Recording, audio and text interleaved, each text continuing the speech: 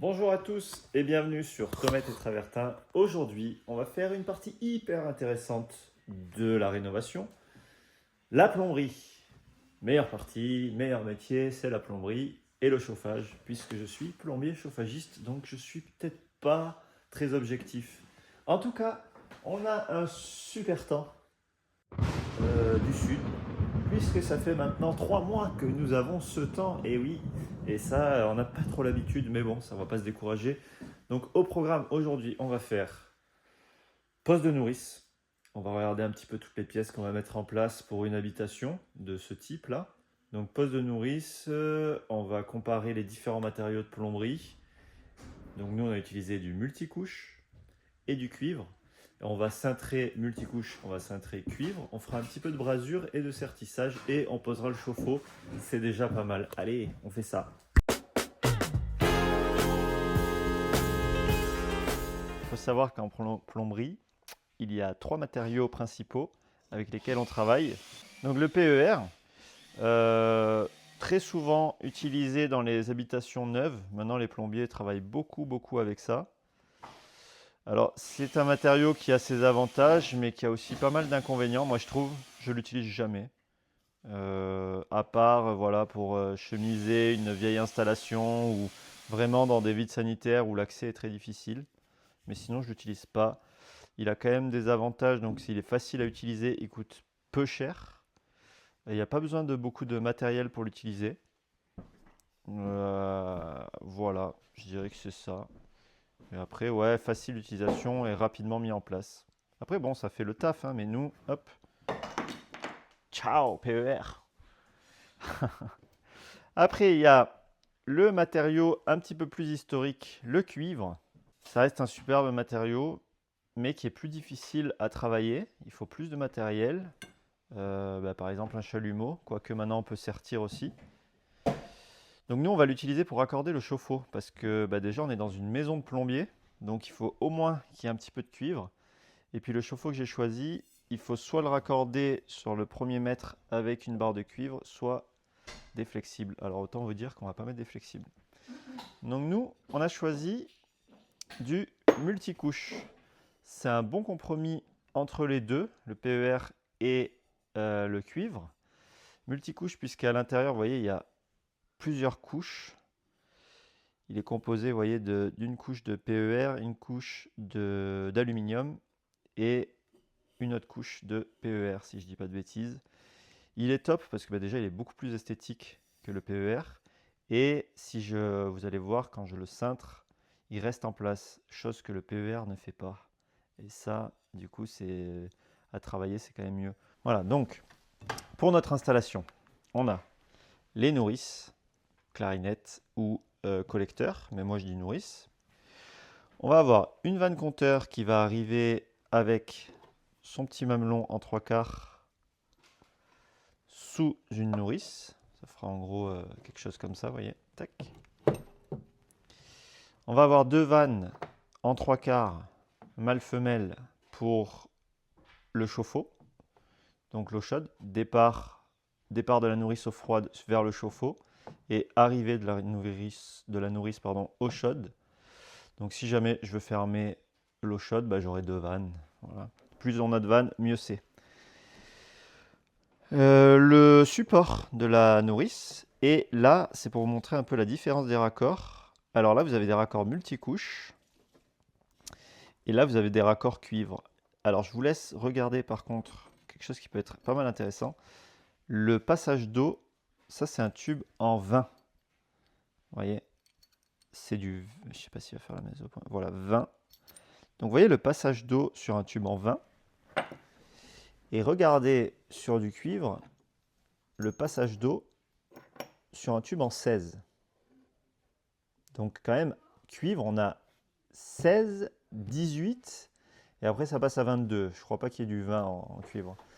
Donc regardez, il y a plus de passage d'eau sur un tube en cuivre en 16 qu'un tube en multicouche en 20. Voilà pourquoi c'est important sur tout ce qui va être baignoire ou chauffe-eau. Si vous travaillez en multicouche, là où on a besoin donc une baignoire d'un débit d'eau assez important, mettez du 20. souvent les plombiers vont mettre du 16 par facilité. C'est sûr que c'est plus simple à travailler, le 20 est plus rigide et c'est plus cher aussi. C'est plus embêtant à faire, mais mettez du 20 pour pas attendre quand vous remplissez votre baignoire pendant 1 heure, quoi. Voilà. Pour les chauffe-eau, pareil. Donc, maintenant, je vais monter les nourrices, puisque moi j'ai 8 départs d'eau froide avec les 2 salles de bain. Donc, je vais les assembler, puisque j'avais pas de nourrice à 8 départs. Donc, celle-là, on va l'assembler. Pour ça, on prend la multiprise. Alors, vous pouvez le faire avec... Il y a un outil exprès, mais moi je ne l'ai pas. On raye ici.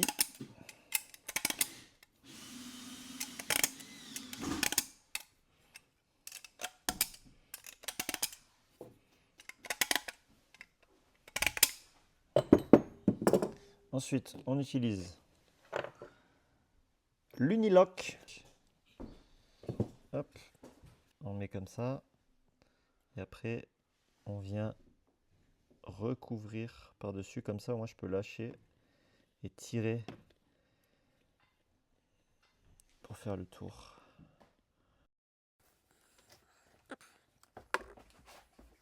Ensuite, comme c'est destiné à ne jamais bouger, à ne jamais être enlevé, je rajoute cette pâte d'étanchéité. Alors ça, c'est vraiment pas obligatoire, mais moi je le fais.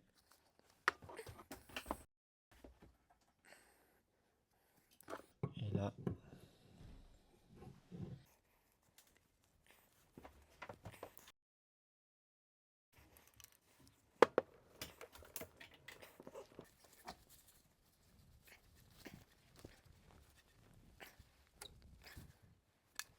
alors, je vais installer les nourrices. Donc, j'ai pas dit, mais là, en gros, j'ai tous mes alimentations d'eau.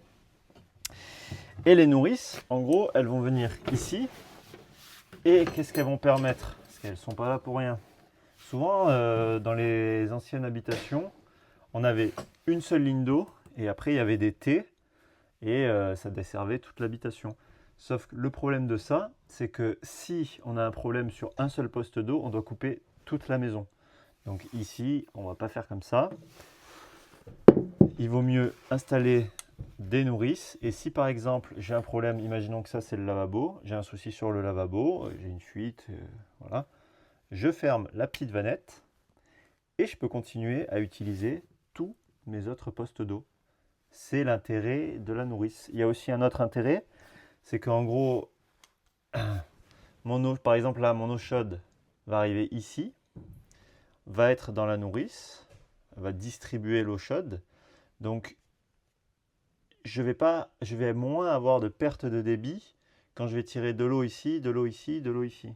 Alors que si je suis sur un seul tube, dès qu'on utilise la douche plus l'évier ou des choses comme ça, et voilà, on a une perte de débit. Et donc, vous êtes en train de prendre votre douche et d'un coup, le débit il chute et c'est pas agréable. Allez, je vais les installer et c'est parti.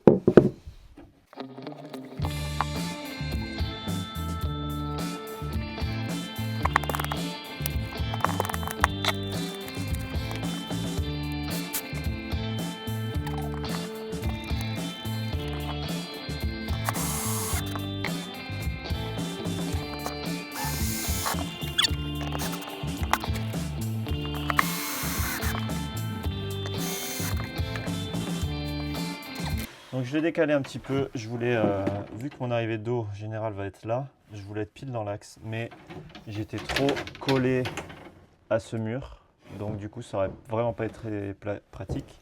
Et bien maintenant je vais raccorder. Donc il faut comprendre en gros que chaque poste d'eau va, enfin chaque arrivée d'eau là en gros va sur un poste d'eau sanitaire et arrive sur la nourrice. Je vais vous montrer un raccordement. Donc je vais raccorder celui-là, qui est mon évier eau froide, sur ma nourrice d'eau froide. Ici viendra un lavabo, mais pour l'instant je ne l'ai pas tiré.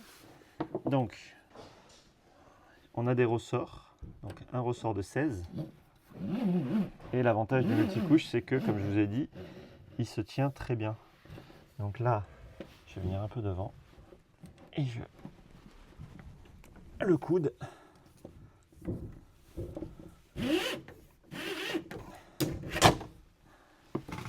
Voilà. Donc, je prends le petit raccord.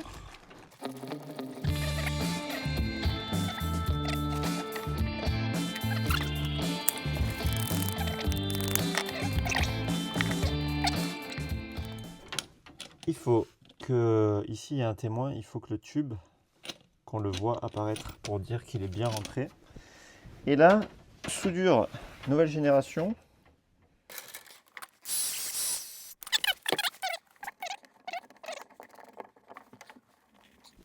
Voilà, on essaie de faire un truc un peu propre. Voilà. Je vais faire tous les autres et après je vous montre le résultat. Donc voilà, là, la nourrice est terminée. Enfin, terminée, il reste des places, comme vous pouvez voir, là et ici, parce que j'ai encore le lavabo à tirer. Et là, c'est pour une machine à laver le linge qui sera dans le local où je me trouve. Ici, j'ai une alimentation d'eau, donc c'est du 16. Donc ça, c'est vraiment provisoire en attendant qu'on nous mette l'eau. D'ailleurs, ça fait un petit moment qu'on attend, mais on n'a pas de réponse. Donc plus tard, ici viendra un tube en multicouche en 26 pour alimenter toute l'habitation. Ça, c'est vraiment provisoire. Donc 26, ce sera plus gros que ce tube-là qui est en 20 pour avoir un débit d'eau qui est suffisant pour l'habitation. Donc maintenant, ces deux départs-là, donc ça c'est une arrivée, ça va être l'arrivée d'eau chaude. Et ça, c'est le départ d'eau froide pour le chauffe-eau. Je vais les raccorder. Donc, je vais installer le chauffe-eau ici, en time-lapse. Et je vais faire 2 pièces en cuivre pour avoir un petit peu de cuivre, bon Dieu, dans cette maison. Donc, nous, on a choisi un chauffe-eau Thermor Malicio 3 de 100 litres. 100 litres. Pourquoi 100 litres? Parce qu'il y a une personne dans cette habitation qui aime bien prendre des douches chaudes pendant très longtemps. On n'a pas entendu. Ouais, fait genre qu'elle m'entend pas. Non, en fait, 100 litres déjà, parce qu'on a une baignoire. 80 litres aurait suffi, mais limite. Et ce qui est bien avec ces chauffe-eau, c'est qu'ils sont faible profondeur, puisqu'ils sont plats. Et donc, dans notre local, ce sera, je l'espère, parfait pour cet endroit-là. On va essayer ça. Allez. Ah oui, et il faut savoir que, donc, du coup, c'est un chauffe-eau de 100 litres, mais qui équivaut à peu près 180 litres. Allez, entre 180 et 200 litres. Donc c'est tout l'intérêt de ces chauffe-eau plats qui ont 2 cuves et qui permettent en fait de chauffer au fur et à mesure qu'une cuve se vide. L'autre chauffe et donc on a une capacité d'eau qui est plus importante que si on n'avait qu'une seule grosse cuve. Voilà.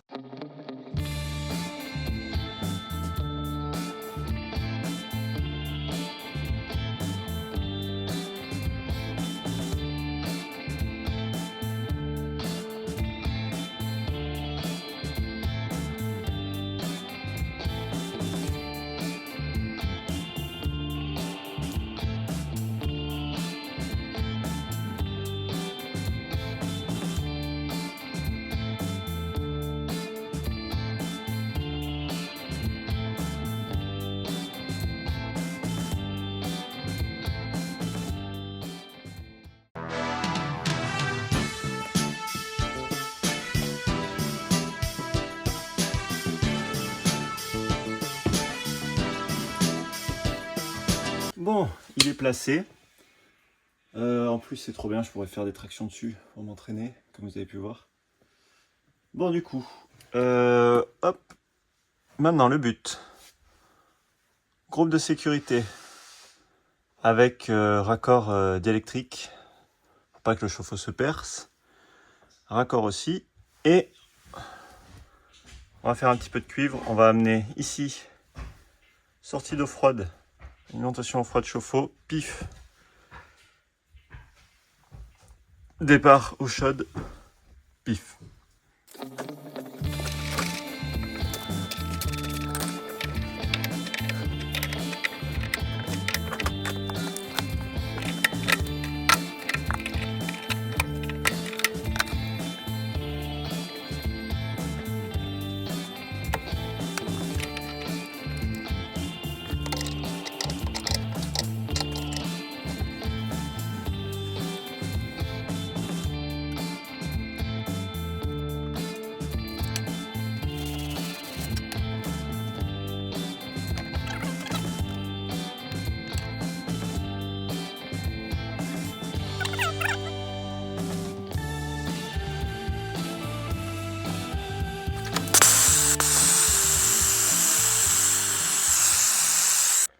Voilà le résultat. Alors, hop, ça fait ça, ça fait ça, et ça fait ça. On va mettre en eau tout de suite pour voir ça. Allez, on met en eau, hop. Hop. Ah, qui c'est capable de bien serrer le joint?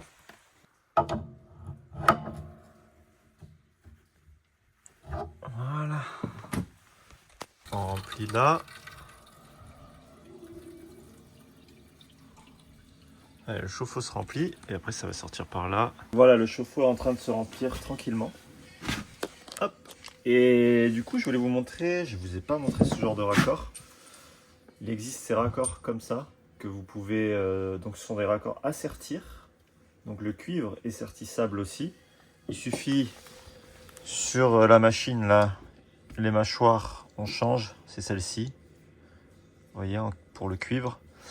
Et donc ça permet d'être beaucoup plus rapide plutôt que de faire des soudures, nettoyer, tout ça, même si il faut quand même nettoyer, c'est mieux. Et voilà, tout simplement pour dire, moi je trouve que, je sais pas ce que vous en pensez, mais voilà, je trouve que de faire un peu de cuivre, ça reste quand même la base du métier de plombier, normalement, de cintrer, souder, enfin braser, parce que là c'est de la brasure. Et je trouve ça quand même plus classe que des tubes en multicouche, même si c'est le multicouche, c'est très très bien, hein, c'est pas le souci. Mais voilà, les tubes en cuivre, je trouve ça plus joli et voilà, dites-moi ce que vous en pensez. Mais c'est un savoir-faire, malheureusement, je trouve qu'il se perd. Je vois de moins en moins de plombiers qui le font, et moi y compris. Je travaille vraiment à 95% avec le multicouche. D'ailleurs, si t'es plombier, dis-moi toi avec quoi tu travailles comme matériau, ça m'intéresse. Et tout ça pour dire après aussi, voilà, là j'ai pris 2 barres de cuivre en 16. Bon, j'en ai utilisé qu'une parce que j'avais une chute. Mais ça m'a coûté 40 €. Donc forcément, une couronne de PER en 20, ça doit coûter peut-être, j'ai une bêtise, dans les 40 € pour 50 mètres de PER. Donc forcément, les gens, c'est pas dans leur budget que de mettre du cuivre et de payer un artisan qui va mettre beaucoup plus de temps que s'il utilisait du PER. Voilà. En tout cas, le résultat est là. Voilà. Nos nourrices, avec bien sûr ça, comme je vous ai dit, qui est provisoire, cette alimentation en 16, après ce sera du 26. Et ça par contre, ça reste définitif. Voilà, allez, j'espère que ça vous a plu. Et puis à bientôt sur Tomate et Travertin.